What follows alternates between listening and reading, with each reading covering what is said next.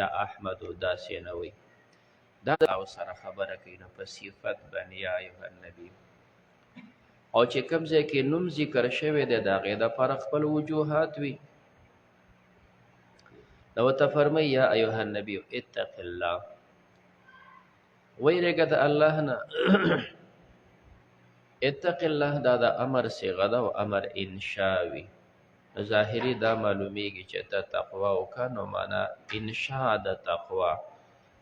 اوس تقوا شروع کنه ګینې مخکې پیغمبر علیه صلات وسلام کې تقوا نه وه، نبی کریم علیه السلام کې خو د مخکې نه تقوا او انبیا خو د تقوا مجسمي وي.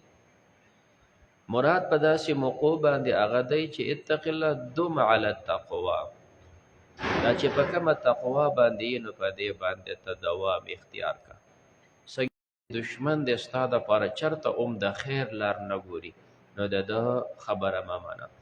د دې په مقابل کې د خپل دوست خبره ومنه چې الله دی. وتبع تابعداري کوه ما یوحا الیک، هغه چې وحی کېږي تا ته من ربک طرفه د رب ستانه. ان الله بېشک الله پاک کانه دی بما تعملون چې تاسو عمل کوئ خبیره خبردار دی. الله باندې د اعتماد وکړو، د الله د دشمن سره د بایکاټ وکړو، نو څه خطره به درته پیدا شي؟ نه چې هېڅ خطره نشته. وتوکل علی الله، په الله توکل کوه. وکفا بالله وکیلا، کافي دی الله ذمہوار. ما جعل الله لرجل من قلبین، الله دا یو سړي دپاره دوه زړونه نه دي ورکړي. دوو طریقو باندې مفسرینو حضراتو کلام ذکر کړی دی.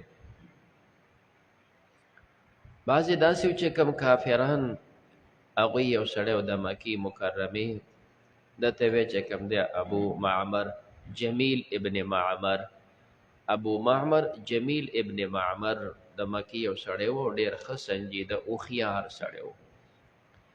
نو چې هر کله ښه عقلمند و، نو ده د خپل هوښیارتوب او عقلمندیا نه دا غلطه فایده اغسته چې خلک یې په دې دوکه کې اچول زما خبره منئ، زه هوښیار سړی یم او پیغمبر علیه صلات وسلام د هغه یو وړه دی، زما دوه زړونه دي.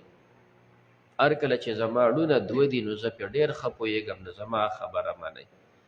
او د هغه سنجیدوالی هوښیارتوب عقل هغه لازمي و چې خلک یې په دې باندې لږ دوکه کې هم اچول.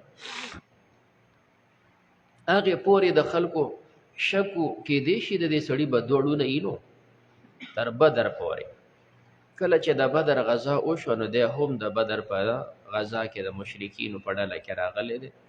څه کافران قتل شول او څه چې هغوی په تېښته وتښتېدل.